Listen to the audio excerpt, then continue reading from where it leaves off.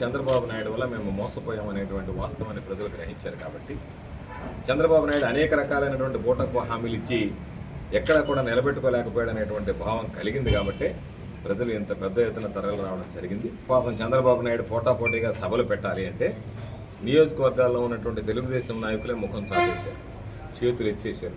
మా వల్ల కాదు, మేము నిర్వహించలేమని చెప్పి దానివల్ల ఏదో మొక్కుబడిగా తిరుపతిలో ఒక సమావేశం ఏర్పాటు చేసి ఆత్మస్థుతి పారణంద పేరుతో చంద్రబాబు నాయుడు రకరకాలైనటువంటి మాటలు, ఒకవేళ ఒక దగ్గరేమో సూపర్ హిట్ అంటాడు, సూపర్ 6 అన్నీ ఇచ్చానంటాడు, ఆడబిడ్డని ఇది ఇవ్వలేకపోయాను అందుకని P4 తెచ్చానంటాడు, ఏదో రకరకాలైనటువంటి అంటే చెప్పడానికి ఏమి లేక పూర్తిగా ఆయన ప్రసంగం అంతా తడబడినట్టుగా అనిపించింది.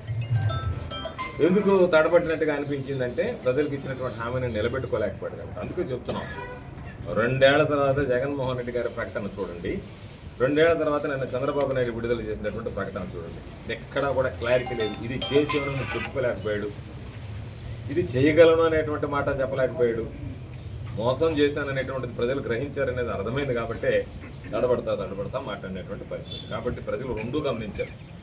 జగన్మోహన్ రెడ్డి గారు ఇచ్చినటువంటి పిలుపుకి ఏ విధంగా స్పందించారు, చంద్రబాబు నాయుడు నేను ఇచ్చినటువంటి పథకాలని ప్రచారం చేసుకోవడానికి కార్యక్రమం ఏర్పాటు చేస్తే ప్రజలు వినకుండానే, ప్రసంగం వినకుండానే మధ్యలోనే లేచి వచ్చేసినటువంటి ప్రభుత్వం మీద ప్రజల్లో నమ్మకం సన్నగిలింది. ప్రజలందరూ కూడా చంద్రబాబు నాయుడు వెన్నుపోటు దారుడు, కుట్రదారుడు అనేటువంటి వాస్తవాన్ని గమనించారు, గుర్తించారు. కాబట్టి ఈరోజు ప్రజల్లో ఈ ప్రభుత్వం మీదనే విరక్తి కలిగేటువంటి ప్రభుత్వం. ఎక్కడన్నా ఎప్పుడన్నా మా 5 సంవత్సరాల ప్రభుత్వంలో యూరియా అందలేదని రైతులు మాట్లాడినటువంటి సందర్భం ఉందా? ఈరోజు రైతులు రోడ్డు ఎక్కారు, ధర్నాలు చేస్తున్నారు, దీక్షలు చేస్తున్నారు. ఈ ప్రభుత్వాన్ని డిమాండ్ చేస్తున్నాం, జిల్లా అధికారులను డిమాండ్ చేస్తున్నాం, కలెక్టర్ గారికి చెప్తున్నాం, మీరు వెంటనే స్పందించి ఎవడైతే పంట వేసుకున్నటువంటి ప్రతి ఒక్కరికి అదును మీరే లోపల ఖచ్చితంగా మేము 2 బస్తాలు 3 బస్తాలు కాదు, ఎంత అవసరమైతే అంత ఇచ్చి తీరాల్సిందే. లేని పక్షంలో వైఎస్ఆర్ కాంగ్రెస్ పార్టీ రైతుల పక్షాన నిలబడి పోరాటం చేస్తామని చెప్పి. హలో సత్యం, నాన్నకి ఉన్నట్టుండి మూతి వంకరపోయింది, కాలు చెయ్యి కదిలించడం లేదురా, పెరాలసిస్ అనుకుంటా. నాకు చాలా భయంగా ఉందిరా, త్వరగా రారా సత్యం. ఏంటి, నాన్నకి పెరాలసిసా? వస్తున్నా అమ్మా. కంగారు పడుకు సత్యం, వెంటనే మీ నాన్నని ఎన్ఎల్ హాస్పిటల్కి తీసుకుని వెళ్ళండి. పెరాలసిస్ వచ్చిన 4.5 అవర్ లోపల ఇంజెక్షన్ చేస్తే పెరాలసిస్ నుంచి రికవరీ అవ్వచ్చు. అవునా? సమయానికి చేతిలో డబ్బులు కూడా తక్కువ ఉన్నాయి. మనలాంటి సామాన్యుల కోసమే సామాన్యుడికి సైతం కార్పొరేట్ వైద్యం అనే నినాదంతో ఎన్ఎల్ హాస్పిటల్ మనకు తోడుగా ఉంది.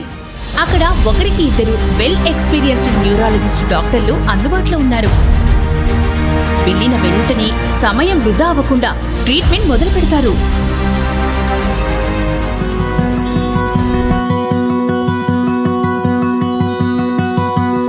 మనలాంటి సామాన్యులకు ఎటువంటి మెదడు మరియు నరాల సమస్యలకైనా కార్పొరేట్ స్థాయి వైద్యాన్ని అతి తక్కువ ఖర్చుకి అందిస్తుంది మన ఎన్ఎల్ హాస్పిటల్.